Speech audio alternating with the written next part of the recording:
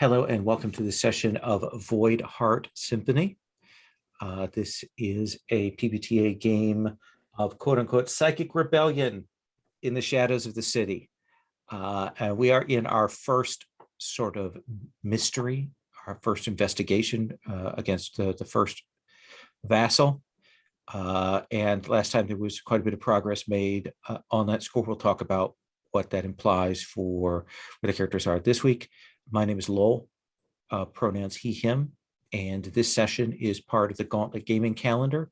You can find out more about that at gauntlet-rpg.com.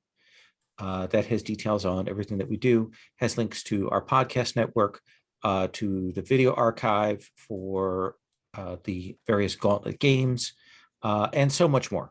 There's a blog there. And I got another blog post up tomorrow. It's my laziest blog post ever. The 200 Dune-ish names, essentially, maybe with a little neural net thing. So content, that's what we've got. So we are taking up, last time, our players headed into the castle, which is the generic name for the overworld, and into the shard of our vassal, and explored that, but then also explored another space, essentially, of a relation of the vassal and learned something about the background and so on. So a number of ticks on the Emperor's Clothes move have been hit. A number of those beats. You confronted the vassal in person. You met people the vassal holds dear. Those things are there. You found out some information. You've now seen through a move what one of the enforcers is, but you haven't yet confronted them. We are going to be taking up with the next day for our characters. And if we look under Universal City Moves, I will go ahead and tick the fifth of 6 boxes on the clock. You are still passive. Attention.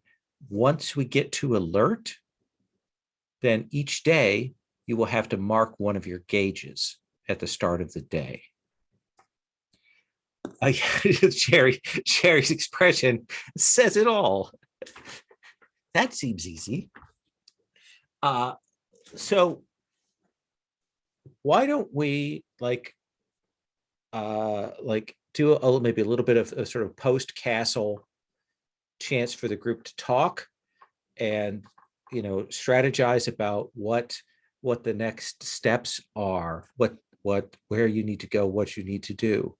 You have the day where you can do a rebel move and a city move, or 2 city moves. It's up to you. So you're back in the castle, back in the hideout. And I don't think anyone is. Let's actually look here. I think, Sasha, you're the person who is most sort of affected by what happened, right? Would you say? Yeah,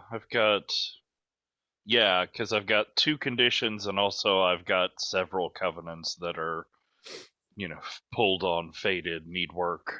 So when we see you here in the sort of the liminal form post castle in the hideout, how do we know that you've been deeply affected by what went on? Um, I think we see him just as he's like coming into the main room there of the hideout, and he's pulling off that outlaw's coat, because we're in that sort of in between space, so he's got that there. And it's where it's normally sort of fraying to smoke at the edges. It seems like tattered and sort of intangible all the way through it. And he hangs it up there on like a bar, that's running along the wall. And he's just as he pulls like the scarf away from his face, he's just pale in that sort of like bloodless way. His forehead is wet with sweat, and he just flops down into the like secondhand couch there that we have pushed against the wall. Gabriel, are you relieved to be out of the castle?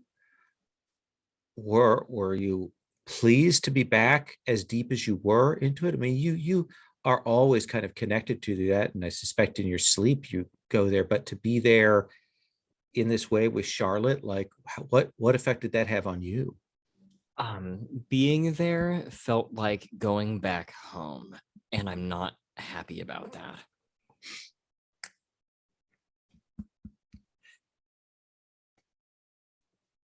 And Charlotte, what do you think you've noticed about Gabriel, either while you were in there or since you've come back? Um, I think while we were in there, there was a thing with the water moving strangely, like the surface of the water moving when we're in there. And the thing that I've noticed is that as we've come back, I can see the aquarium that's sort of between us and, the aquarium visitors, how we look right into that Right. big one, even though they can't see us. I can see that it also the water is moving weird with that kind of much muted, but there's that echo of that disturbed water, and the fish are kind of agitated. And Pam, remind me what you did as your last city action. Oh, I was just talking to people. I basically did the wander around town, talk to people, find out what's going on with the Doxer's plans. Right. And that's when I found out about the blacklist. Excellent. So right now, you are all there. Let's start with you, Sasha. What are you saying? Oh, yes, Charlotte. Does the doctor's blacklist count as that mark of knowing what his plan is? Yes, actually, you're right. Yeah. Oh, okay. Thank you. Oh, that's great.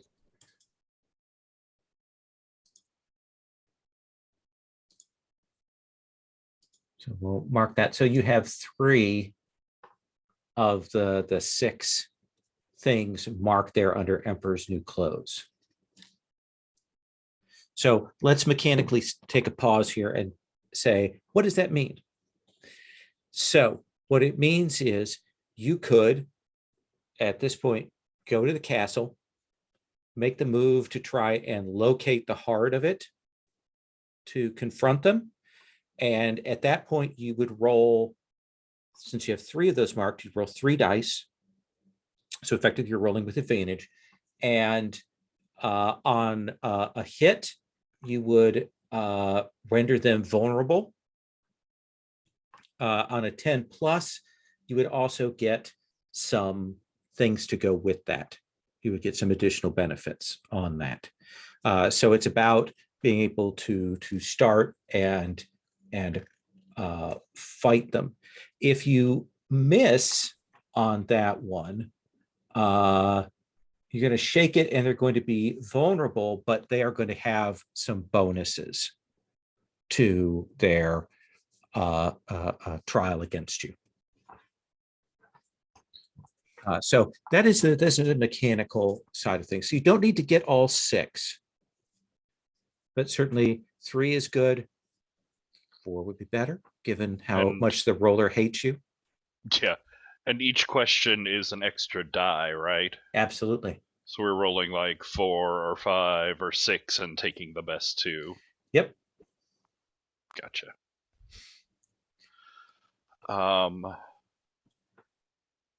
Yeah, Sasha is there. He's just saying that was intense.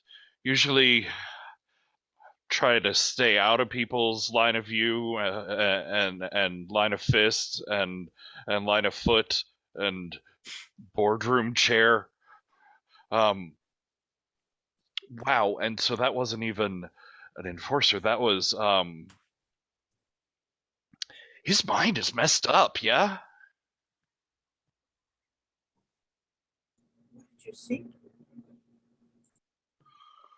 Oh, there was a whole boardroom scene, like rich people on the 80th floor sort of gig with all these faceless putty drones around a table, and his dad or grandfather or a vulture or an overseer. He definitely had a whip, I think, maybe, or it was talons. It wasn't good, is what I'm saying. So wait a minute. So you went and saw his grandfather? Or his father. Like I said, it's just older male family figures are a big problem here.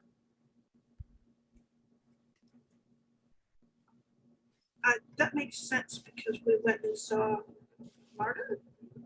Wait, I think it's his mom. And I thought she was his sister. that's a story. Oh.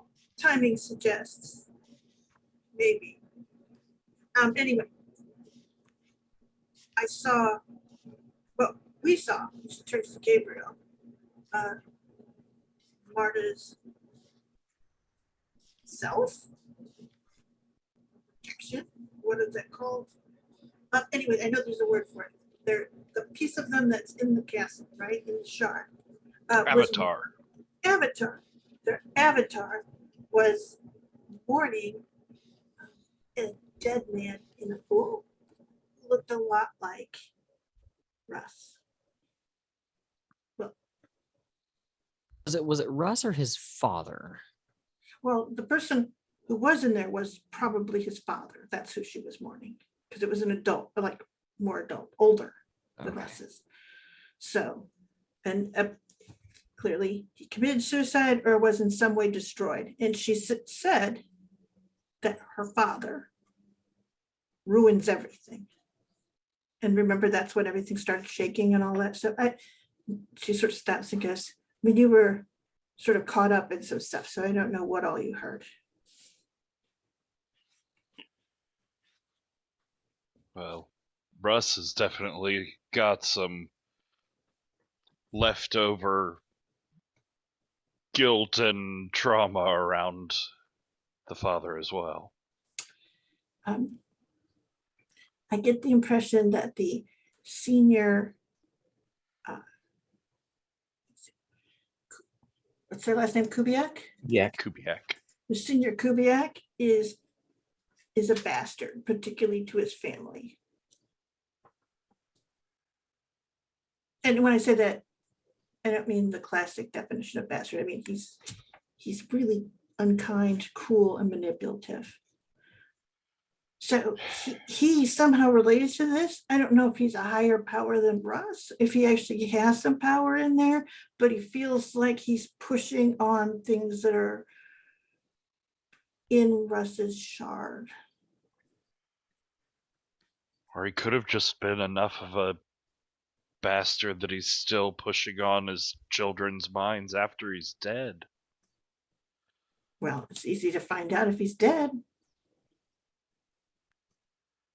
Is he dead? Well, No, he is sort of the semi-retired puppet. Sorry, it's a puppet master at the top with all the other kids kind of playing the vie for succession game that Marta is also involved in. Yeah. Sasha, I think there's a moment when you kind of have sat down and you'll hear a thunk and you will see this watch with a watch chain fob fall out of your jacket. I thought we left that there. Okay. I remember it being grabbed. Okay. Well, I definitely would have grabbed things. Yeah. I was trying to set you fingers. up to grab it. I just wasn't sure if that Yeah, worked. it was definitely grabbed. Yes, I was mostly concerned with getting you out of there in one piece. And Sasha will go over, and it is a beautiful antique gold watch. That was from the disapproving paternal vulture. Yes. This is a treasure. It has one of three things that you can do with it mechanically. You can use it when you're doing a move that's directly targeting the vassal or the minion, when you're in the castle, to raise a success level up. So that's pretty nice. You can spend it to give yourself another die on Emperor's New Clothes.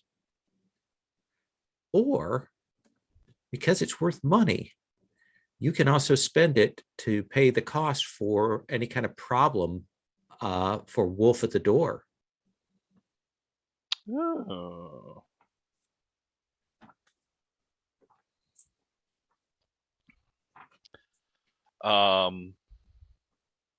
Cool. Yeah, he'll pick that up, and for the first time since we've come in here, sort of give a smile and breathe like, okay, maybe it wasn't all just awful. So what next? We know more. We know their dad's an ass, and they're Right. messed up and afraid of him, which is good. Well- And to clarify, Dad is dead. Not dead. No, Not no, no. Semi-retired and running things from the shadows. dead. Okay. Okay. The patriarch of the family is not dead. The person who appears to be Russ's father is destroyed or dead. Is that making sense? Could be the same person, do you mean? No. No. Okay. Russ's bio dad, who is out of the picture entirely because Russ thinks that grandfather is father. Got it. Right. Oh, yes. Okay. Yes. Right. It's all sorts of messed up. Yep. And this is the thing, is what I'm asking is, do you think that the patriarch is actually another enemy that's waiting for us in the castle? Not an enforcer, but the next level up in the pyramid scheme of horribleness. Maybe it would be pulling away from public control and view like that would be the sort of move someone like that would make. But, I mean, I don't know if we need to poke that hornet's nest until we figure out if we can actually deal with the sun.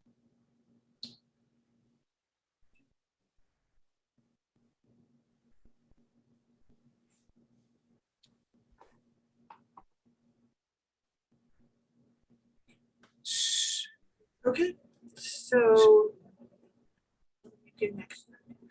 So let's let's go to that next day. Let people do like your city move, essentially kind of your real life move. And then we'll talk for that second move about whether you want to do that again, or whether you want to do a more organized rebel move or something like that. How does that sound? Sasha, what is on your plate? Your crisis is not imminent right now, right? No, it's quelled at the moment. Okay. I've have- got things going in the building. Now, your people are working on things. You've got the illicit electrician working there. Things be going well. Pam has a space to crash there. So what do you want to do? You do have a couple of conditions. Yeah. I also have a couple of marked covenants, and I think Sasha feels guilty about how he sort of like pushed on Sugarhawk the last time he used him, where he basically, Sugarhawk doesn't have a legit job, but he showed up where Sugarhawk was working and asked him for a favor that he knew he would be pressured to do because he wanted to get back to what he was doing and didn't want any distractions. So I want to go check in with him. Okay. So where do you think you find him? Like during the earlier part of the day, where do you find him, and why is where you find him unusual?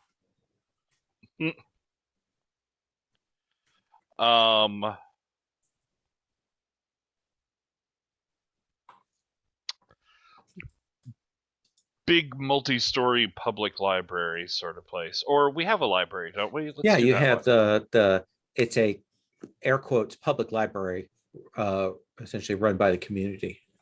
Yeah, the Southland It Riverland. used to be a library. Cat. They were going to shut it down, and the community decided that, just because this is a poor neighborhood doesn't mean there shouldn't be a library here. So Yeah, the South Riverland Library. I can say words.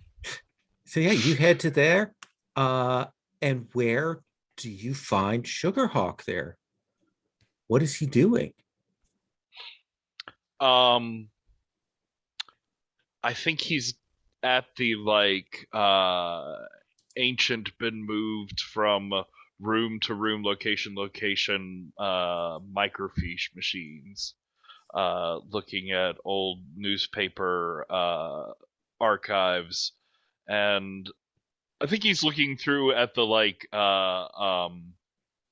fashion column, the new in fashion, the new trends, and the sort of hot crest of fashion through different time periods.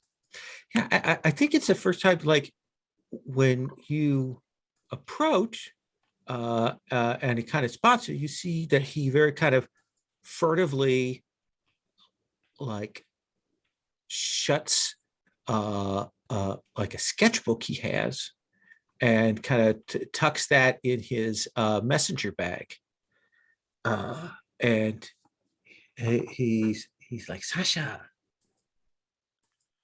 Sugar, I remember these things from middle school. I didn't think a library would still have them. Well, when they shut this place down, they left them behind because they were going to digitize everything, and so they left all these crappy things. There's a film strip viewer over there. You put the little film strip in, and then you put a cassette in the tape player, and you put this on, and then when it beeps, you turn the crank forward and get another frame on the film strip. Yeah, like a recorded slideshow presentation. Yeah. Except these are all from the Church of Latter-day Saints, so they're all the stories of the Mormon saints. Huh. What's that like? Well, nothing ends happily. Huh. A lot of gold involved, though, right? Yeah. That smell, though, that dust burning on light bulb smell. It's sort of, I remember that. Yeah, I don't have a very good sense of smell anymore. Yeah. Look, I'm What's up, man? sorry to Do you need something else? on your No, I'm sorry to intrude on your time again, but I came to say that I'm sorry that I intruded on your time, the other day on the street at the place where you definitely weren't. And I would confirm to anyone who asked that you definitely weren't there. No, we're all good. We're all good. Look, look, they've got a little basement place with some vending machines, off-brand stuff. Let's go down there and sit, because they're going to yell at us if we get too noisy in here. Oh, okay, sure, yeah. Takes you downstairs. It's all weird RC Cola and Canfields stuff. Get 50/50, upper 10, things like that. in there, and strawberry sodas. Ooh, diet registered nurse cumin, my favorite. Mm. So what's up, man? You seem a little off. It's been a rough couple of days. I haven't slept well, but part of it is I just feel bad. Like I needed something from you, and look, if I'm honest, I knew if I caught you while you were working, you wouldn't have the time to say no. Not that you would say no, because we're friends. It was a dick move. I'm sorry.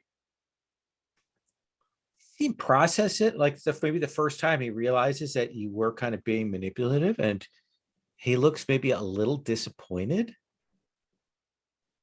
He's like, oh, well, shit, man. I'm glad you said something. I wouldn't have gotten that. Oh, well, like I said, it was eating at me. I've been dealing with a lot with the historical society, and I've got new tenants in the building, and some of them are really weird. And there's just there's the stuff going on that well, that eats up time, and I just The stuff. this. Let me ask you a meta question here, Lowell, Sure. because part of the feel I got from what covenants are, how covenants work, is that they're people that are partially aware of or tied into the castle or some way, have a power that can exert on either side of the worlds. How much do they know about the struggle? How much are they clued into the meta nature? I think that entirely depends on their fictional positioning and their like their arcana. For example, Amira probably doesn't. But Asteria, she's a spirit. She has a debt, like she's part of that realm, so she knows. And maybe somebody who would be maybe more of an occultist or something like that might have a better sense. But Sugarhawk, his power is simply that that connection that he has to you, that he, by being around him, you kind of echo that, and that energy. He's not aware of it. He's a sleeper, but Gotcha. yeah. Okay. Then Sasha will say, "Look, man, there are always those jobs that are sort of like on the edge. Like they feel weird. Not like they're risky, but like things are going on that no one's telling you about. And you hear stories. Guys do jobs, guys get taken places, and they talk about things off in the corners, in the, like the shadows of the city. Well, the people that I've been running with, they look into things like that. Some of them aren't just rumors. Some of them some of them are dark things in the shadows. Look, you don't need to worry about that. That's not what I'm here about. Like I'm not here to bring you down with anything weird, but No, dude, this is what's wrong. Like you seem a little off. I just I had a weird trip recently. And with all of this historical society nonsense, the shop, man, I've just been I've been thinking about generations. You know, my parents, my grandparents who ran the shop, trying to hold all that up and move it forward. It's just a lot to deal with. So when I get in that place, and I do, I think of what a wise man told me. And he said, that journey is like a bunch of steps. And it starts with one step. And then he said, put one foot in front of the other, and then you'll be going down the road. It's got a good rhythm to it. It's catchy. Yeah.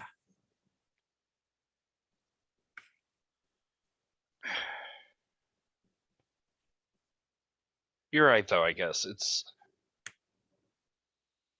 everything's just small steps until it's something bigger. Now, Patrick, you will intensify the covenant with him. Do you want to trigger his hangout move? Sure. Take a look at it, see if that's something that you feel is appropriate and what you would do with that.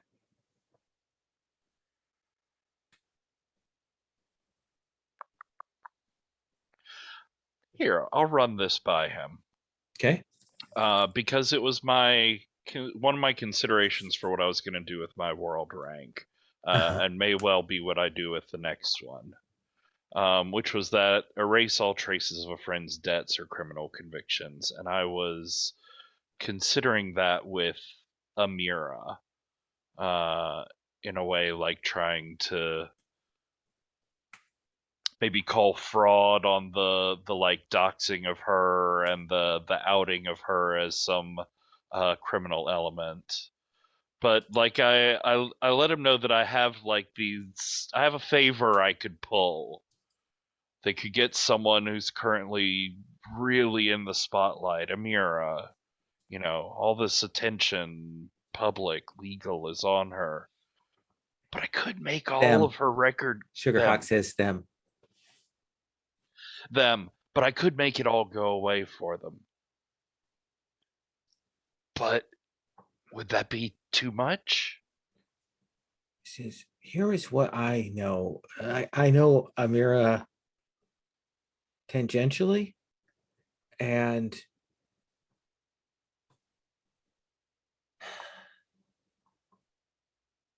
the only way you want to do that is you want to ask them first.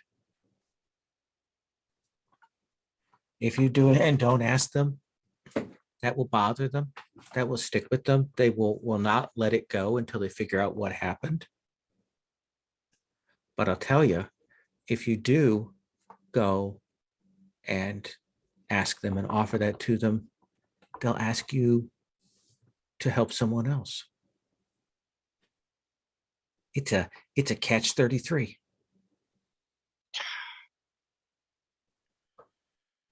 I've always been bad at fractions. Is that a fraction? Isn't like 33 and a third? Isn't that a thing? I think that's a decimal.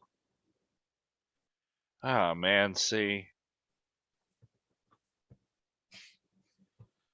Oh, like Dewey Decimal, like they've got with the card stacks upstairs. They still have that here? Well, they've just got the things. They like got rid of the cards, but they've still got the things in there because they make a cool sound. That's why they kept them, because They sound. also weigh like 800 pounds. The things. Oh yeah, they're like bolted to the floor, aren't they? Made of wood.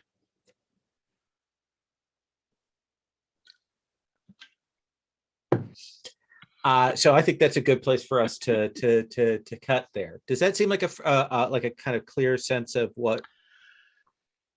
Yeah. And let me just the check-in is meet with a major covenant trigger their hangout move. If the covenant is faded, mark world and intensify it. Okay, and that's the first step towards getting that rank in world again. If I want to do that for Amira, so that Perfect. fits in well. Gabriel, what do you want to do for your at least city move or first city move? Let's see here. So would Read the Wind qualify as a city move?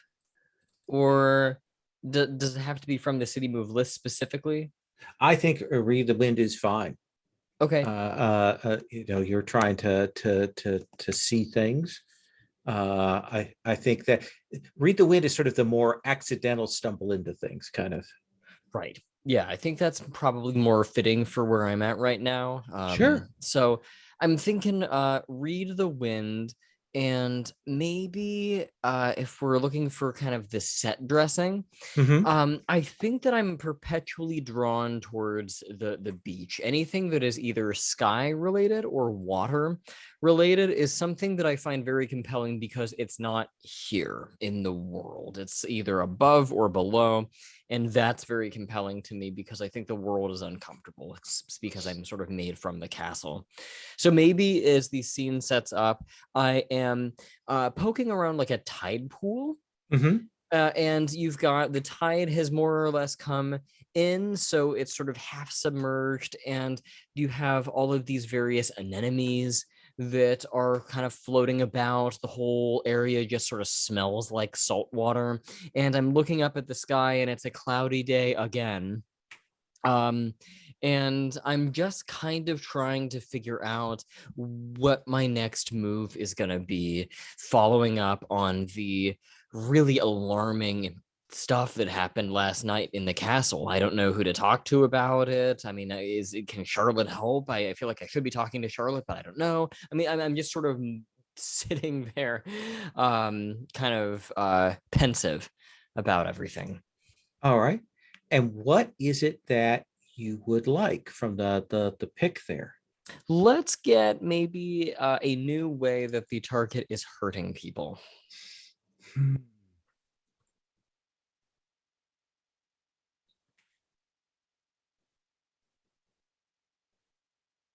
Let's think here.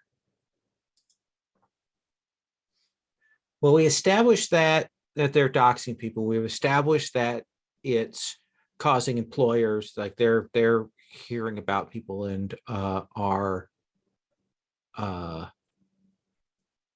doing that. I think that you will see there's like an open air coffee shop kind of nearby, kind of down the boardwalk as you're standing there. And you will hear these three dude bros. And you can see that they are there and they are hassling this barista. And essentially, you kind of pick up that they are like, what? So you think you're too good for this job? We saw you post online. We saw that you talk about this. Do you think you ought to be paid more than a real worker, someone who does a real job? And they are just absolutely haranguing her. And she's alone there. It's one of those pop-up places. It's a single thing. She doesn't have any support there. And they've clearly kind of been like found this as a kind of a real world target that they can hassle. What do you do? I'm going to go up there, and at this point, I'm not going to intervene, but I will stand there looking impatient, as if I'm in line and they're blocking me. And I think you watch them. One of them looks back, does it like just notes that you're there, but then they turn back and they are clearly they want to have her crack. Hey, are you guys in line? One of them turns back and says, "Yeah, Okay, are you going to get anything? we're ordering right now." Hurry up. So it feels to me like you might be trying to make a stand here? Let's do that as a first resort. Yeah. So that'll be a check against blood. Against blood. Okay. And if my blood is 3, then that means I'm trying to get a 4+ on these dice. That is correct. Okay. That is a mixed success. It's a mixed success. So you do get to choose two things from the results list, but you're also going to mark a condition. So like, what do you think you do here? Well, I get their attention. I think I'm gonna say hurry up, but it's in just this really condescending tone. And I envision these guys as being a bit older than me because I'm basically high school aged by all Right. outward appearances. Older high school, but high school. And so I think it's sort of like, what the hell kind of person do you think you were talking to us like that? Is the impression that they're getting. Right. And so I think that it's very offensive to them, very condescending, patronizing, and maybe unexpected from someone looking the way I do. So for my 2 consequences, I'm thinking the words shake them and they might spend some time focused on me, but I will not select the one where I get free of immediate problems. Yeah, I think that they turn their attention and like suddenly they have a ready target. And I do think that there's that kind of poking you a little bit, kind of getting up in your face, that kind of threatening thing. And while you are pretty strong and you can stand up to it, like before they move on, before they kind of like get tired of this, how does it shake you? Like, what do you mark? I'm thinking I'm going to mark callous. I think that there is something about this that feels so unjust. And frankly, on some level, reminds me so much of the kinds of things that I was seeing and experiencing and maybe even doing in the castle, that it gives me very, very bad vibes. And so I think that I'm going to sort of shed some of that human empathy and sort of dehumanize and demonize these people in my mind. That is the thing where you kind of see the echo of what their sort of unpleasant, ugly dream self is for a second, and the kinds of people that the kinds of things that you were constantly involved with. And I think it does shake you, but they will eventually move on. Does that seem fair? That seems reasonable. Sure, we'll go with that. And he will certainly rescue this barista from that. And you get your coffee for free. Oh, okay, good. I will still tip it. Okay. Charlotte, what are you up to for your city move or your first city move here?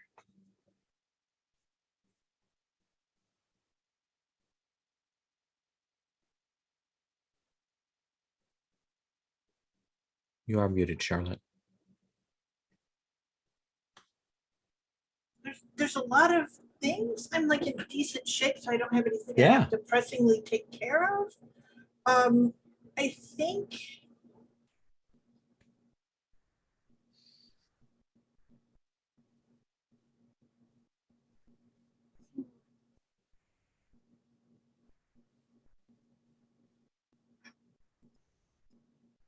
interesting. I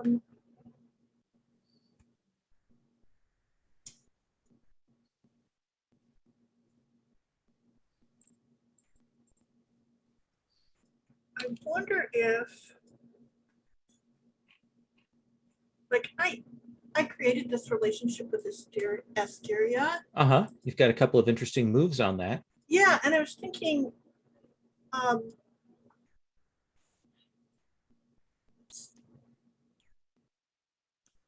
I could see like going back home to the apartment and going in, and like my dad's not there, but she's there, sort of hovering around the apartment.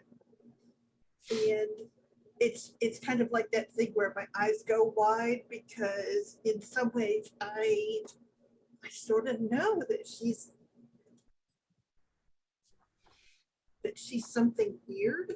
Mhm. Like she's got a lot of power over me that I don't understand. And I don't know, I would be fine with her choosing either one of the hangout or the city move. Let's do the city move because you come back, you maybe a little bit later, and she's like gotten your brothers fed in your stead and gotten things and she says, oh, you're back late. And your brother said you were back late last night. Yeah. I went to the opera last night. Sure. And she sort of stops and goes, no, I think I'm gonna take some electives. I want to find out more about opera. She says, I thought you were just going to go to community college and secretarial school. I thought that's who you were. And she sort of stops and goes, what? No. That was my impression, that you were focused on that so you could get back and help your dad out. I thought you were a good girl. She turns around and she goes, no, I'm going to be an oceanographer.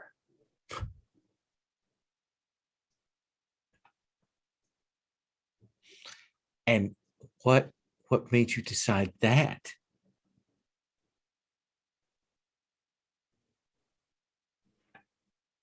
She leans back and she goes, because in the water,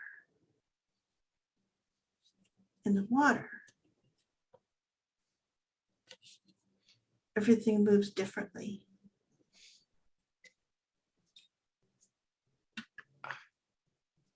As far as I know, being an oceanographer takes college, takes graduate school, takes money. And she goes, I can do, she sort of stops and she goes, I can get a scholarship.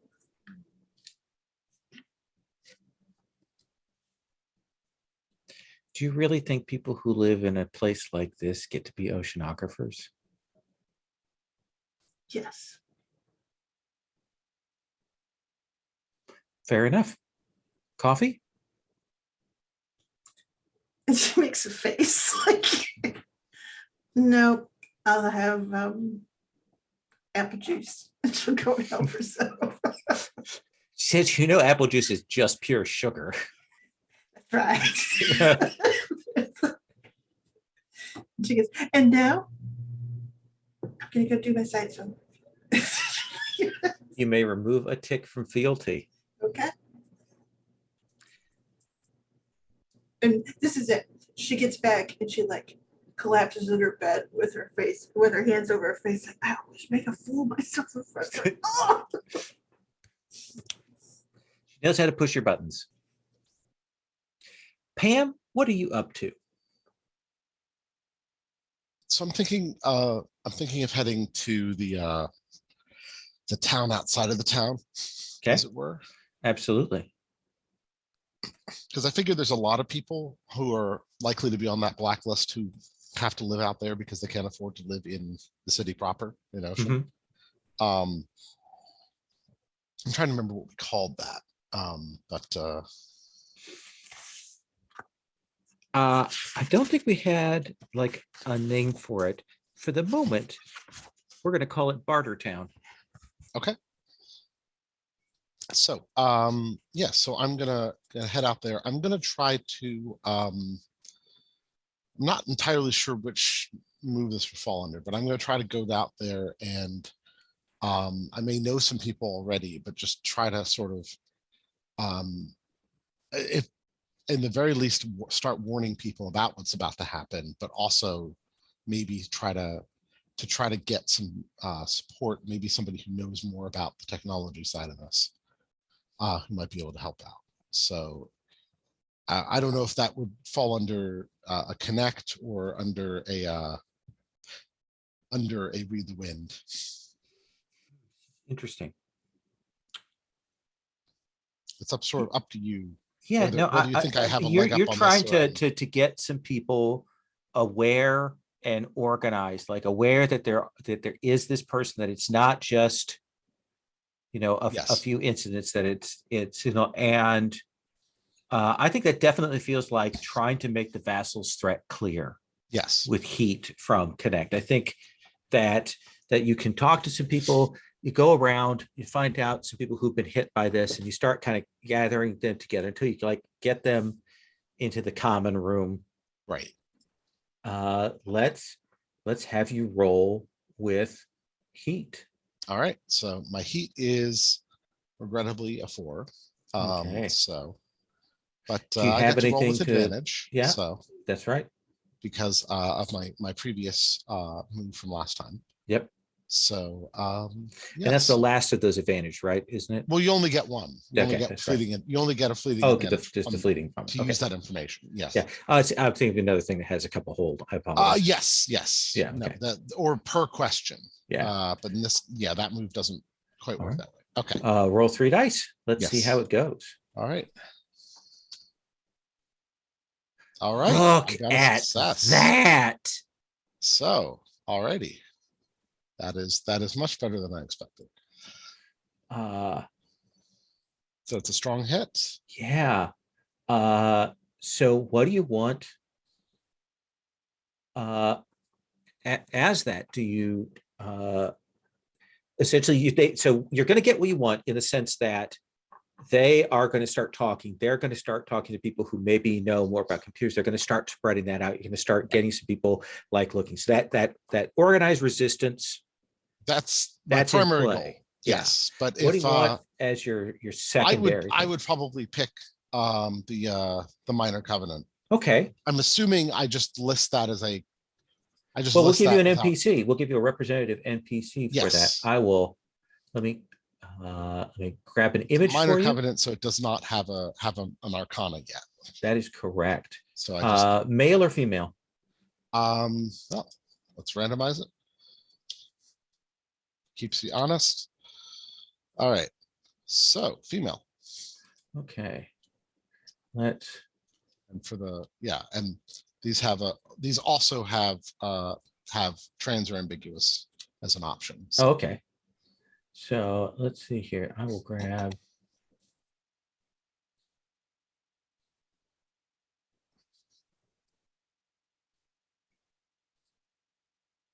Where's we'll grab this young woman.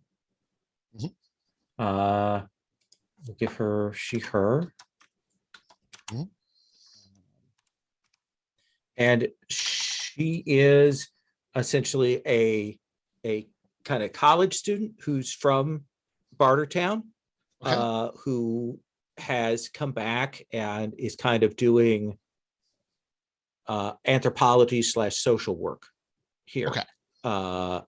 And like she picks up on like when you start giving the details, she clearly like is putting some of the pieces together. And she says she's kind of after you've talked, she comes up to you and she goes, "Can we exchange information?" Absolutely. She goes, "This, I've heard a lot of people talking about this kind of thing, and I know some other people who aren't here who've been hit by it. I will go and talk to them, and if we find anything, I'll make sure that we follow up with you." Thank you. Yeah, I just think that people need to know what's about to happen. She says, "My name is Sedenia." Pam Doria. Oh.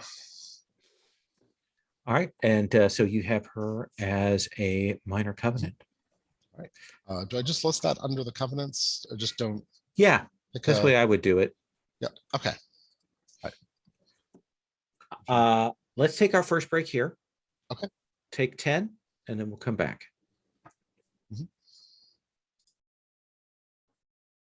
So we're at that kind of crossroads here where we could go and like do another round of city moves if people wanted to do that. Or we could move to going into the castle for a purpose, or we could rebel moves. Let me kind of poll the table to see what people are thinking. We'll do that same order I just did. Sasha, what would be your druthers? I have use for more city moves. I still feel like I could power up more before we go into the castle again. Okay. Uh, Gabriel? I could go either way. If people want to do more city moves, I have something that I think could be useful. Okay. Charlotte? I can figure something out in the city moves. I'm Okay. fine with going in though too, because we got an enforcer that we saw, the spider guy, that we could take out on our way towards the end game. Pam, what about you? I can, I mean, I can find something to do in the city, I think. Okay. Given that we have one strong for city and everybody else was like, oh, I could go either way. Let's go ahead and do a city move with the idea that probably the next day on the final tick of the passive clock, that might be a time to go in. So Sasha, what would you like to do for your other city move here? So I would like to do another check-in. Okay. I'd like to meet with Leslie Sedano, the minor covenant that I met at the opera last session. Absolutely. So like, do you swing by? Do you coincidentally run into them? Do you call them? What do you think that is? I think I call him because I need help. I need an extra set of eyes, and I definitely need an extra pair of arms. As I've got I don't have to drive you to the airport, do I? What? No. Oh, no. Not of my closest family would I ask that. Fair enough. Fair enough. No, I'll list off like several thrift stores, secondhand shops that I want to go through, and like I have a list of different costumes, I guess I'll say. Is this more vampire stuff? Because you were very like masqueradey last night. Look, we can find some vampire stuff probably, but no, more like nurse, doctor, bland businessman, that sort of thing. Accountant. Ooh, accountant. Okay, I'm going to go along just because I'm curious at this point. Construction worker. Are we doing the village people? No, probably not cowboy, though maybe biker. That's always been nice. Anyways, and this is for my world rank up. Uh-huh. I chose to add to the hangout a costume rack filled with props and uniforms that'll let you and everyone blend in anywhere. So basically, this is as part of this check-in, we're going around and collecting the various different things, and also having the like thrift store fashion montage of opening the dressing room and walking out in something ridiculous. So I will show you here. So there is that bit where we get the montage. If you go into all these places, there's the try on clothes montage, the going out of the thing, try it all, get that. Brown Eyed Girl plays, as you're doing that. And I think there's that bit, with the shopping bags around you that you're sitting and talking afterwards. And so one of the nice things in the book is that you can randomly draw for what a covenant needs. Ooh, nice. So I drew the Knight of Cups, which corresponds to the Scholar of Cups. And I will read you what his need is, and we can play out the fiction of it. It is push them out of fleeting comforts so that they pursue their deeper passions.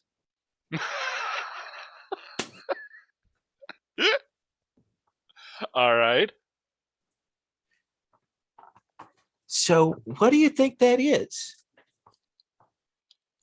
Like, I think you can tell that he's kind of a guy who's been drifting.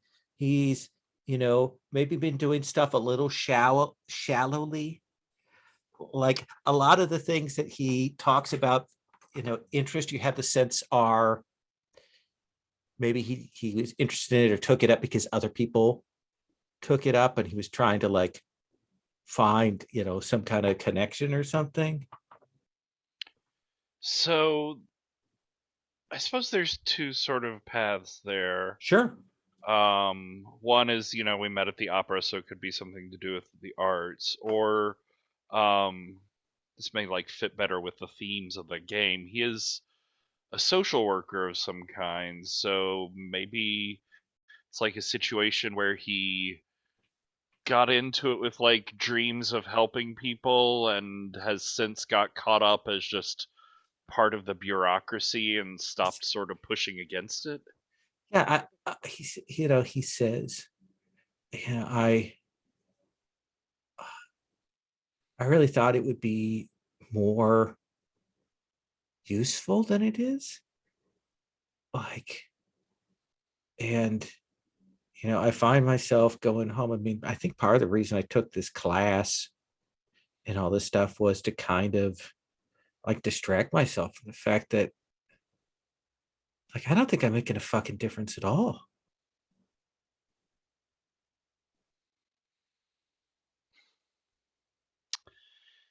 You know, I know someone that could use someone in the social services department. Not use, but could use knowing someone.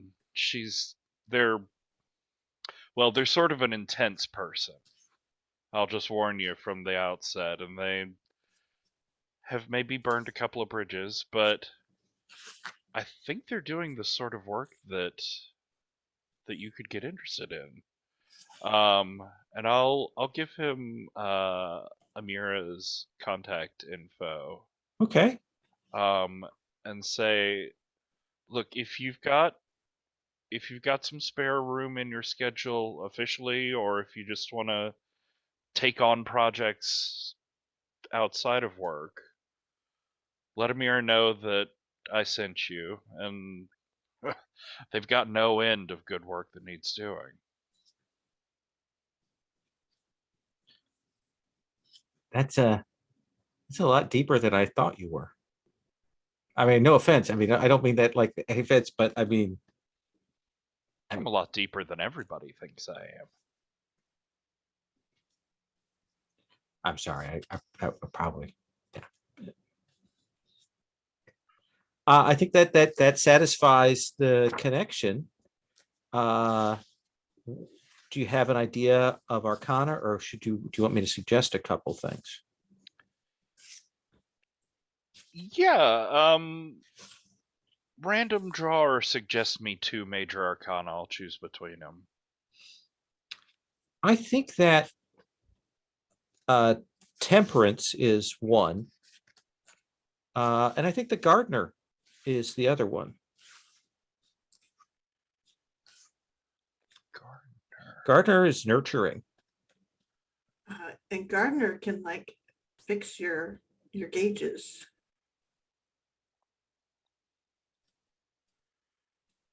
Oh, interesting. The gardener, I think, sort of fits with what he wishes, what his soul rabbit wishes it was. Soul rabbit. And that's not one. Follow your bliss, chase your soul rabbit.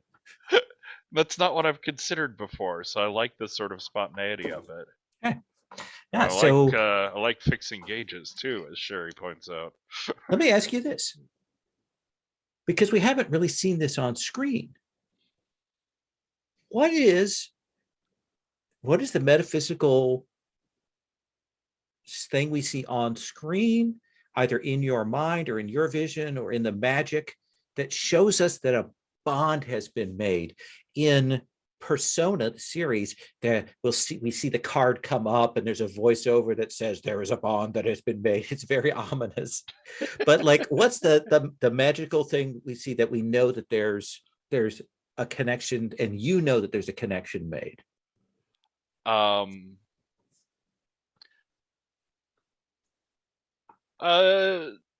Just to lean into the meet cute aspects of it, I think as we're leaving the last thrift store, it's, you know, that sort of like, it's just sunset sort of intense colors sort of thing.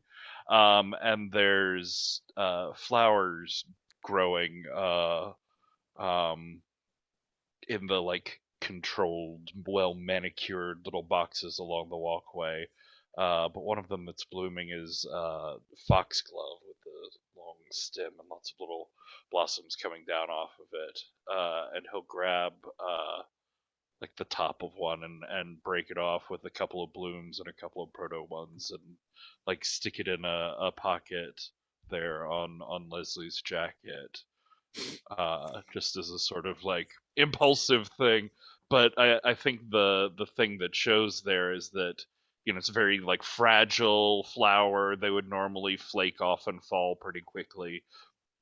But as it sat there in his pocket, from the broken end of the stem, there's just these tiniest little green tendrils that seem to grow into his pocket there, and the flower almost like refreshes itself, and it's like the top ones start to continue their unfurling and blooming. Nice. Let's move on to Gabriel. Yeah. Just to clarify out of character, I don't think that we need any more. Correct me if I'm wrong, anyone, but do we need any more information about the vassal or their enforcers? I'm just trying to think about what other kind of loose ends we need to tie up in order to be ready to try to mount some kind of assault. If you're looking at info, do we know like deep info into the strengths and weaknesses of that spider enforcer? You don't have any sense of that, but in terms of like actually confronting the boss, the only things you have left on Emperor's New Clothes are defeated the enforcer or mundane self has suffered at their orders or hands. Okay. But right now you've got 4, plus if you spent the watch, you'd have 5. Okay. So I would say, like, I'm thinking out of game here. If I were looking at this, I would say probably not. I think probably you have the picture, unless you had a very specific question or something you wanted answered. I think you have the pieces you need. Does that seem right there? Sherry, would you agree, Mendel? Okay. Yes, and I think Gabriel has a giant clam as well. I don't know if that's the same thing as the watch in the terms of treasure or not. But in the first episode, he won the giant clam. Was that? I don't know if that mechanically counts as treasure. I do remember that we all kind of, well, I don't remember actually. I just know that there was the question of, you know, what is something that you kind of take with you from it? And I remember that I said I wanted to kind of. Oh yeah, those are just trophies. The trophy. Those are trophies. I thought it had a thing because he was the one that struck the final blow. Let me take a look here. It's been a while. I'm sorry. No, that you called back to something that first foe, aftermath. It's called an acquisition. Fleeting advantage to affect some kind of humanity emotional change. So it's a fleeting advantage. Yeah. So you've still got that you still got that clam you can use. Yeah, so it's fleeting advantage to affect some kind of humanity emotional change in a vassal. So that's nice. That's what we're heading towards. So. Okay. And again, this is just me kind of trying to understand the game. Sure. How likely is it that if we did go after this vassal, that their enforcer would try to get in the way? Is that something that's typically expected in this game, or that is going to depend on your roles? Okay. Oh, sure. Now it's clicking for me. Interesting. Do we know? Well, again, I guess that depends on roles. What I'm trying to do, I guess, is I would like to be able to secure some kind of information or advantage that would play out in the castle. And I'm thinking of doing that by just to lay my cards out on the table. I was thinking of using my vent move to Mhm. perceive something beyond your senses. And I was trying to figure out if there is something that could be beneficial for me to perceive beyond my senses, either in the castle or as it applies to the enforcer or to the vassal. I guess I'm just trying to figure out how I could make that move useful here, if such a thing is possible. Yeah, I'm not like we'd have to play around with that. I think that there's a possibility there. What is it you would want to know? I mean, here's what I would say is right now you're going to be going in and you're going to be rolling to uh um find the location. Like that's the first step. So maybe we could do that to like as a kind of a setup to give yourself advantage on that roll. Hmm. What would you think Okay. of that? So what would you do in this world with your nature, with your strange nature, to find like out ahead of time, like what the paths are within that shard to reach the heart of it? Mhm. Um, well, I was thinking of doing a scene Sure. where I actually follow those two dude bros down the beach. And I'm still irritable and confrontational. And I would like to basically, kind of like a superhero whose powers are boiling over, accidentally kind of vent into the actual world. And as one of my options that I would be selecting, it would be perceiving something beyond your senses and Okay. probably terrifying everyone present. Absolutely. So terrifying and perceiving, those are the two effects you want? That's what I'm thinking here. Yeah, no, everything else looks good. Okay. Then let's check against fealty. Okay. And then we will like narrate what happens here. Okay, so we're venting with fealty. 4+ is what we're aiming for. 2 and a Yes. 4, that's a mixed success. That is a mixed success. So you have to pick 2 backlashes. Okay. But let's set that up. You follow these 3 dude bros down the beach. They're still laughing. They're checking their phone. They're tweeting about having shown up this like liberal uniony wannabe barista and laughing about that. So what does this scene look like? Do you go and confront them? Yeah. Oh, okay. Suddenly appear in front of them, and what does that look like? How are they terrified? What does the vent appear? The vent is that I'm going to start by just saying, hey, Huh? yeah, the guy who doxed her, or whoever the barista was, so the guy who doxed them, where is he? I don't know what you're talking about. And I just kind of look at them. And at this point, I think 2 things are going to happen. One very aerial, one very oceanic. Okay. The ground beneath them, I imagine this is still basically beach. Okay. Every single crab that is buried beneath the sand, beneath their feet, is going to unburrow. There's And immediate shrieks of panic as these things boil up in a very Constantine like a plague moment that boils up. Like you were expecting it to maybe be come forward, but I think it is strong when it boils out. And what else? there is also going to be a circle of skua birds that is going to begin to circle overhead. Now, that is a predatory seabird. They are aggressive, mean little things. If you were ever paralyzed on the beach and could not move, they would absolutely eat your eyeballs out while you are still alive. They are horrible little monsters. No offense to skuas, that's just their nature.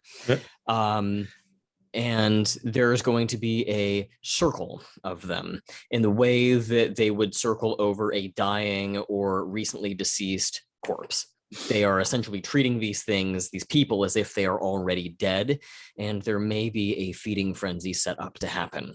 And I think the sky will become a little bit more overcast, a little bit more dark and thunderstormy, as all the wildlife is going to begin to sort of focus in on them. And I just stare at them straight in the eyes and say, where is he? And I think that it becomes clear, like, you have inflicted terror on them, but they don't know. But I think that terror and their connection to him, I think that's what gives you a sense, what gives you projection. What does that vision look like? I think that it's sort of a flash of I'm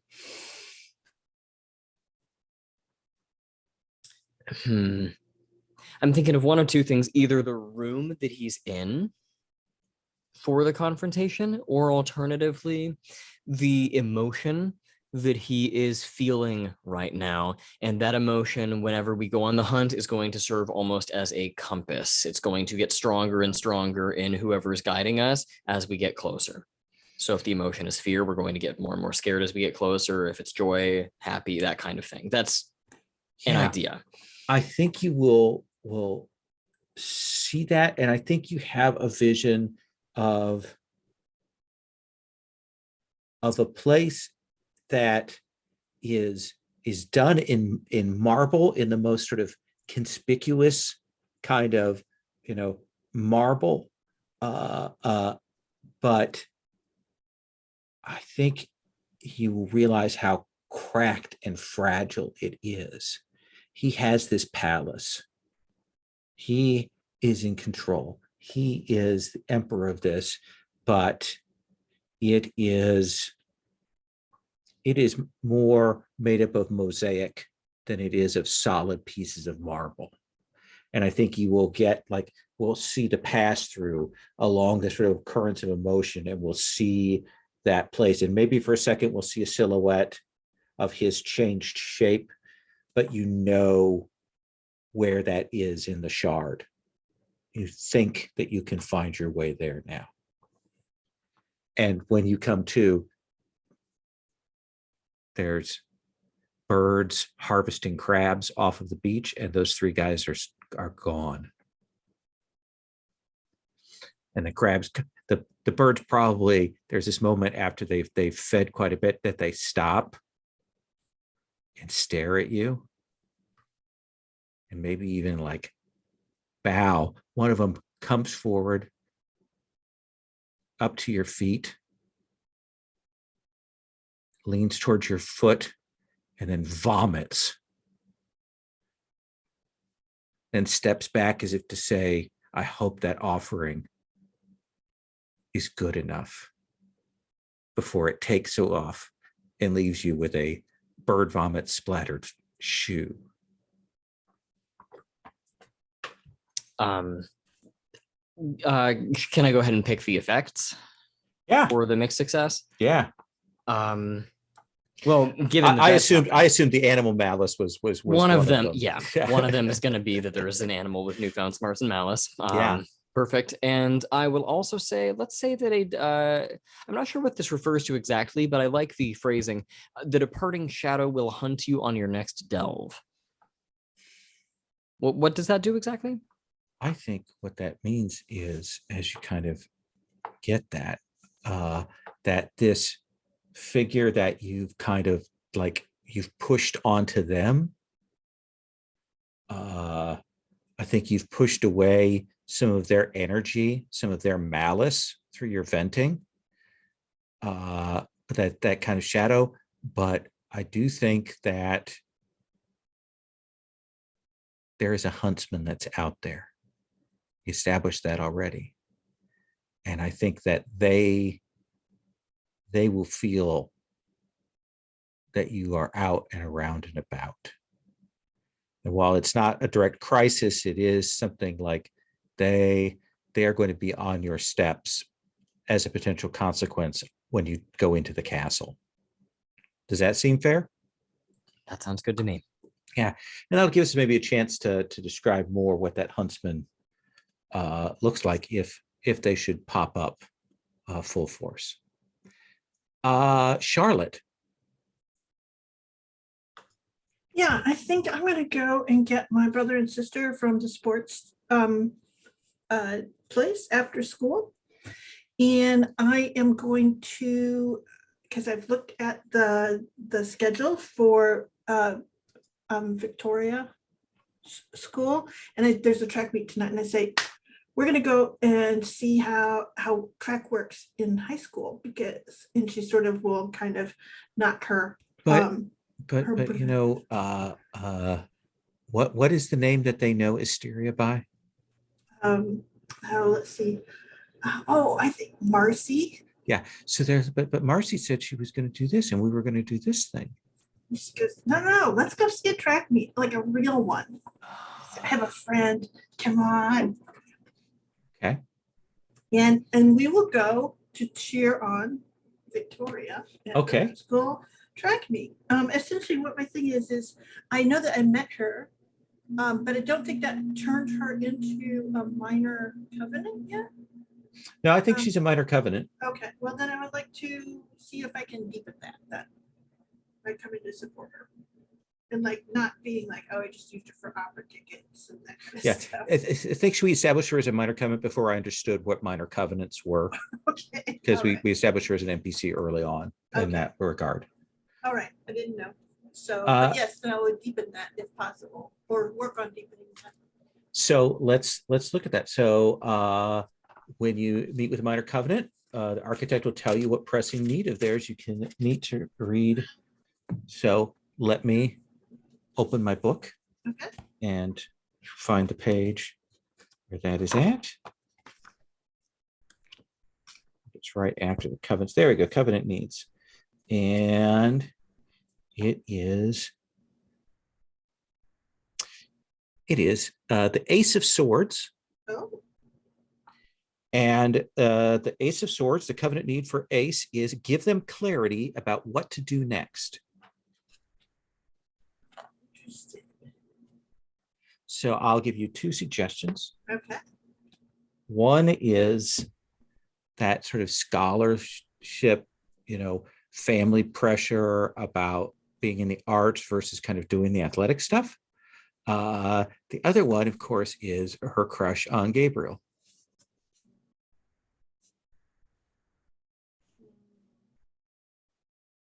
Now, in theory, I could pretend that I was an expert on her crush on Gabriel, but I think that in fact, as a true friend, I am really here to support her in whatever she chooses. I think that it's probably about that. Probably I would, going to the track thing and getting that sense of like, is this like really her true love? And then if it is, I've got my brother and sister who are, also way into sports and everything, and they've seen this. So does that make sense? That Yeah. essentially that we talk that it would be about that and talking through those things. Yeah. She clearly loves this. Like you met her when she was coming back from track. You're kind of surprised when you're talking with her how often she does it, how much time she spends on it. And not just like because her friends are doing it stuff, but like seriously doing it. And she goes to that gym and she says, but I think this is the last year because my parents aren't going to let me do this stuff when I go to college. Why not? Like it's not what we're supposed to be doing. I mean, my sister, she was in choir like from like age 6 up. But I mean, she did competitions and regionals and things like that. But when I got to college, my parents told her that they wouldn't help her out. They wouldn't unless she got a business degree. And she did.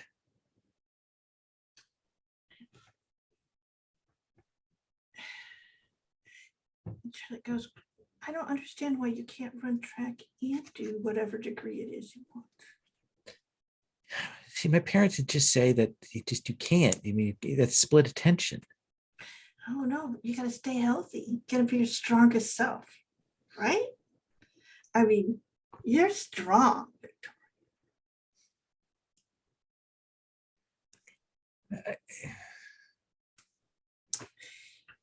Here's one of the things you gotta do. I put my arms around my gotta start loading their like magazines that they're getting, talking about like, you know, college students are having trouble because they are taking care of themselves, and that activity is like skills. I have some friends can help me. I said, I know someone who knows a library, so we'll just go there. And they'll help us find some stuff. I think she will nod. She's still a little nervous, but I do think that, you know, this is the first time maybe she's opened up about this to people. Yeah, plus my little brother and sister think she's the coolest. Yeah. So yeah, so absolutely, you can establish her as a major covenant. Yeah. Gabriel also has a minor covenant connection to her at this point. yeah, would it be this? I don't think it'd be the same. Not would necessarily it? the same. Okay. So what do you think her like arcana is for this? You know, I mean, here's the thing: is she acts so like. See, I don't really know the Arcana particularly well. Let but me give you a she's couple. strong, Yeah. and she like just like when she saw that pickpocket, she went right after him. So I think there's like justice. There's a chariot. Chariot. But that's very much independence. Who got strength. Okay. We have justice. And the other one I would suggest is, where is it at? The sun. Direct, insightful, positive. Yeah, let's give her the sun. Okay. I have no idea what that entails, but I'm just picking that out of the Direct, insightful, positive. At their best, the sun brings clarity and optimism to your life and clears out your doubts and uncertainties. All right. So I try to do that for her. And then that sounds good. That should give you some good moves. Yeah. Yep. All right. So that will get you set on that. Mhm. Let's come to Pam. Okay, so I have a particularly pointed question. Absolutely. Which is, can I honestly say that Russ is Marta's son? Yes. Okay. I think given what they saw in the castle. Okay. I think you have enough connection to the sort of magical truth of things. I don't need to that. find further evidence of that. I can. Correct. I can rely upon that being the truth. Rely about that. You don't have any proof of it, but you can rely on it being the truth. I do not need proof, fortunately. I merely need to speak truthfully. I do not require proof of it. So I am going to see if I can re-encounter Russ at his lair, as it were. All right. And I'm going to attempt to confront him again, but this time I'm going to confront him about something a little different. Okay. Can I ask what your yes. intention is? Like, because I know what you're doing, right? But I get it. But mechanically, this doesn't like. I want to get a sense of what you want to have come out of this mechanically. Right. So I am literally. I mean, I really am trying to shake him, I'm trying to make him. I'm trying to put a seed of doubt. I'm trying to distract him from his plot. I'm trying to give him things to worry about other than the people he's about to hurt. Mm-hmm. So I'm trying to make breathing room, if that makes sense. I'm not at this point convinced that I'm going to be able to. I'm not expecting to stop him here, but I want to at least put him on the back foot.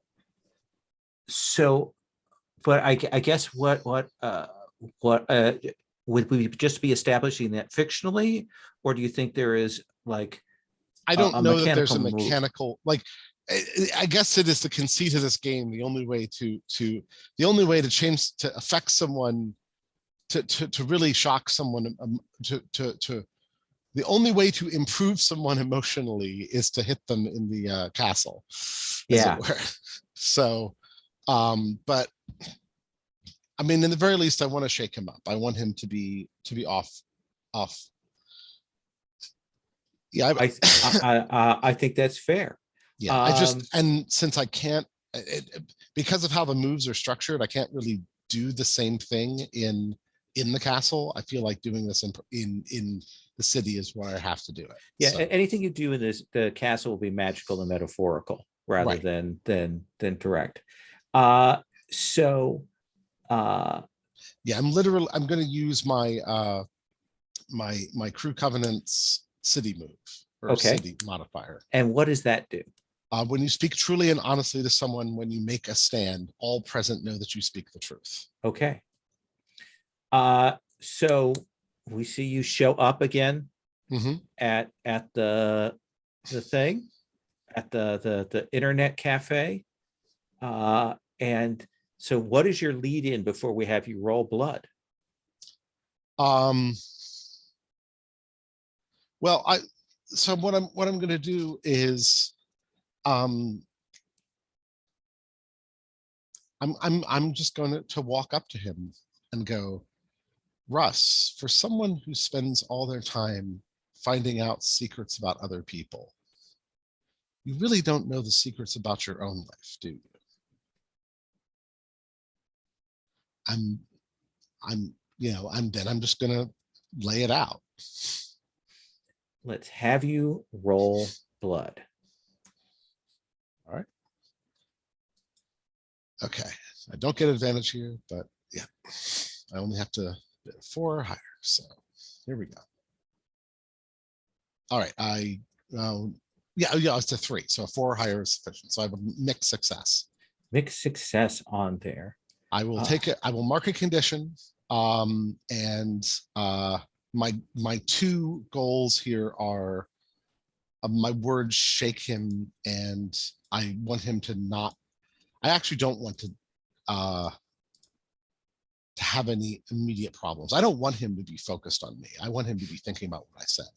Yeah, I think that there is a bit where he like takes what you've said, and he like his face goes rigid, and he grabs up his shit and he throws it in his bag, and he doesn't say a word, and he just storms off.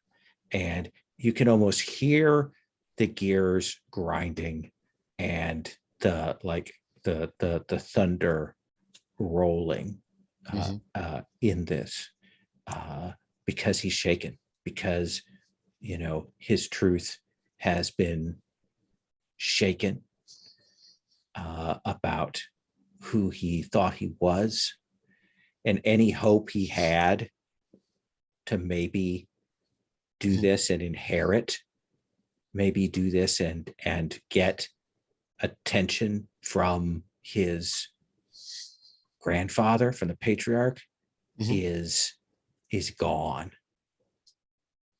and wrenched away from him. And he will storm off. All right. Does that seem callous? Yeah, that feels like what I did was callous. I definitely feels like that. So uh, I would like to, if we could, I would like to maybe stop here. I know it's a little early. We got that like last hour. I have no idea how long the castle thing is going to take, but I want to give it the potential space and span that we can give it, to do it at the start of a session. Okay. Does that sound fair for everybody? Yeah. Okay. Yeah, because we know structurally, like ideally, we want to go through a full hunt down and fight on an enforcer, rest and recover, and then do a full hunt down and fight on him. So that could be, Yeah. I don't know, 5 minutes, 3 hours. You can tell. Magic. Yeah. Yeah, we don't know. But I think this is a good setup. Like we're Mhm. at the cusp of it, and I think we will set ourselves that next time we'll do the scene of you going in, everybody ready, covenants in place, and we'll head in. Let we- us. Oh, Yes. sorry. Let We us are do doing that end of session end of moves? session move. For the wrap up end of session, Sasha, take stock of what happened. Let's see.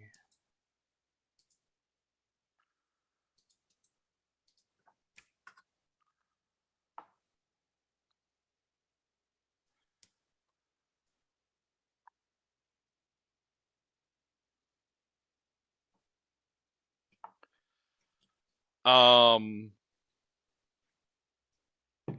gonna go with that. I focused on my mundane life. Yeah, I think that seems fair. Uh, What I did gauge that do a you want to lot. tick down? Let's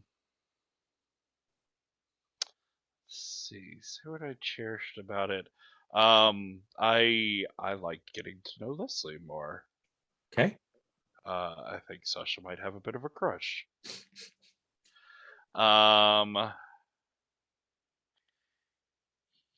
Blood. Blood talks about being under mental and physical strain. So I think I'll tick down one of that as Okay. like some of that stress is starting to melt away from him. He's still got that freaking overwhelmed condition, but it's starting to melt away. I think that's perfect. Gabriel, what about you? This one's tricky for me because as far as I can tell, the most that I really did was make a difference to someone. I don't know that I, was focusing on my mundane life or the crew really helping me with much. I wasn't really in the castle or dealing with inner turmoil within the castle. So I think by default, it kind of goes to making a difference to someone in the form of the barista. Yeah, do you want to add the barista as a minor covenant? Sure. Yeah, I honestly I don't even remember what their We didn't give gender them a is, name. but we can get a name. Yeah. Do you remember off the top of your head what gender they were? I think they were a woman. Okay. I think it was using she, her Okay. for them. I will think of a name. Okay, think of a name. And do yeah. you want to find a picture? I can do that too. Yep. Okay. I'll plug that in. All right, then we'll establish that as a minor covenant and figure that out. Charlotte, what about for you? There was no one that was more mundane than Charlotte. So what are you going to refresh? I think he, just because she did kind of fall back to family, she wasn't up in Russ's stuff at all. Mm-hmm. If that makes any sense. Absolutely. It's like, yeah. And what about you, Pam?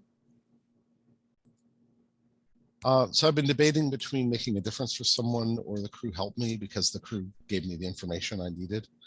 I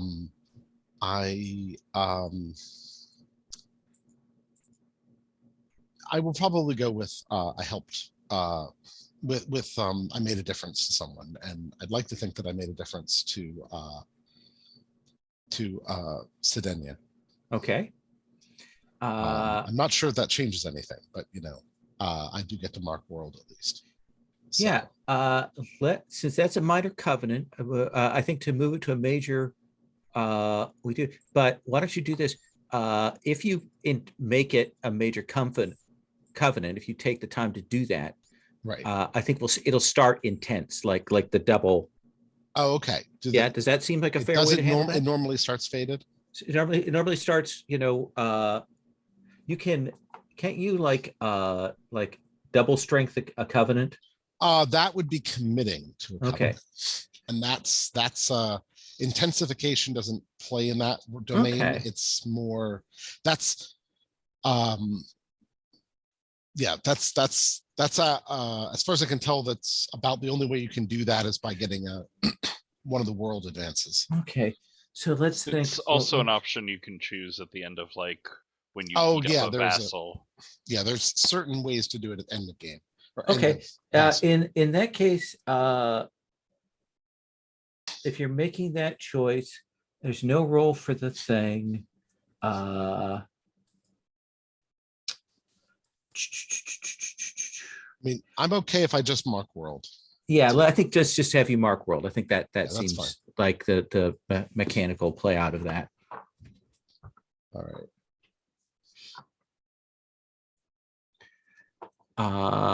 I would like to do just a quick wishes for stars for stuff you dug today, and wishes for things you want to see when we go into the castle next time.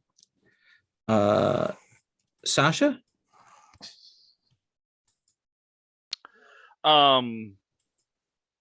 Stars, I love random draws and random tables, so I loved getting like some cards pulled out for needs and for archetypes and stuff. I thought that was cool. I also just I continuously enjoy watching people's mundane lives because they're cute and fun, and also just such a stark difference to like vulture patriarchy horror man that we dealt with last time. Yes. Wishes for the big confrontation. I'm really looking forward to like seeing and confronting that enforcer, but also just all of it's a head trip through someone else's psyche, seeing what further piece of the puzzle, or like what last piece of him we can learn through encountering that enforcer. I like that. The what pieces we can find. I one of my big disappointments with Voidheart Symphony is that we haven't gotten the decks yet. And I would love to have those cards that I could draw from them for us, because I have a bunch of tarot decks, but of course they don't sync up exactly because of the different names and stuff. So you have to translate things. Yeah, I wish we had those. I may have to look and see. I think we got the PDF for them. Maybe I have to see. Maybe I could make up my own. Gabriel. Yeah, stars are going to be almost identical to Patrick's. I enjoyed greatly watching the mundane stuff play out. And I enjoyed as well getting a chance to let loose and show off kind of the inhuman side of me. I feel like it was about time to do that. And so I thought that it was a neat scene, really enjoyed it, looking forward to seeing what the shadow huntsman is going to appear and look like, and how that's going to play out. And I'm also looking forward to getting the group back together. And since we were so split up throughout the course of this session, it'll be good to get the whole group together and have the kind of drawn out, okay, this is the move I'm doing in this fight. Let's cut over to you. What are you doing in this fight? In the back and forth. I'm looking forward to that, maybe a little bit more. Okay. And in terms of additional wishes, just kind of as a quick aside, the move where I was able to perceive the room in which the vassal exists within, I always feel kind of awkward trying to massage mechanical benefits out of a game that doesn't offer those in the move. I feel like I'm cheating almost. So there's no need to procure a advantage or anything. As long as there's fictional positioning that's given this advantageous, then I think the move has done its job just fine. No, I think because the game asks you to make a separate roll for finding that. I think it is absolutely legit to get advantage on doing that. I think the book is kind of implying that there needs to be a workup for that because it is a couple of steps. So I think it's fair. Cool. But we'll see if I remember it next week because a week will pass. I'll make a note. Charlotte. I loved everyone's little scenes. Sasha's were human and funny and really, really lovely to see. And Gabriel was scary. We get to see that little bit of the first, like, really threatening, maybe part of his castle past. And that was cool. I like that dichotomy that Charlotte knows Gabriel's not, like, she kind of understands the situation, but she has no real sense of it, and that will be a sort of very interesting realization as we go on. I liked how Pam was on the job the whole time. That was very much, here, take care of this thing. It was good. And it puts us all in a good place. So that was awesome to see. So I really liked, but I do have to say, Patrick, your time with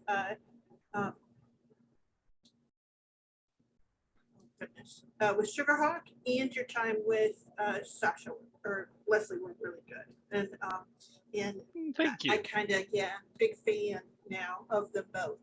So, because I also am a big softie for film strips. So there you go.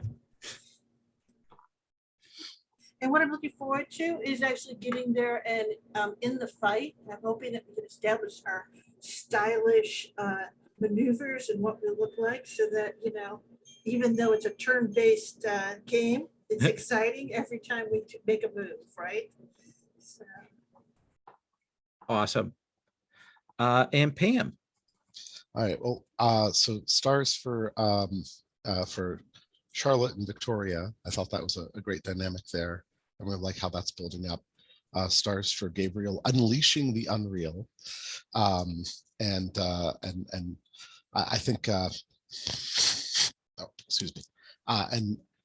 And also just the whole situation with the barista, and that just I like that whole dynamic. I do like people digging into their contacts, and I do want to see where this budding romance with Sasha is going to go to. So Nice.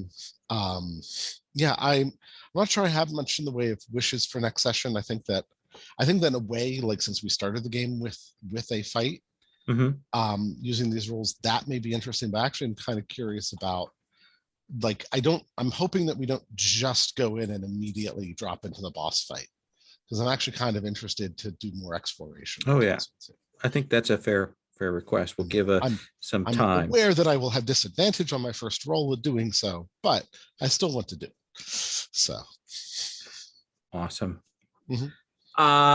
Thank you all so much. I'm going to stop the recording.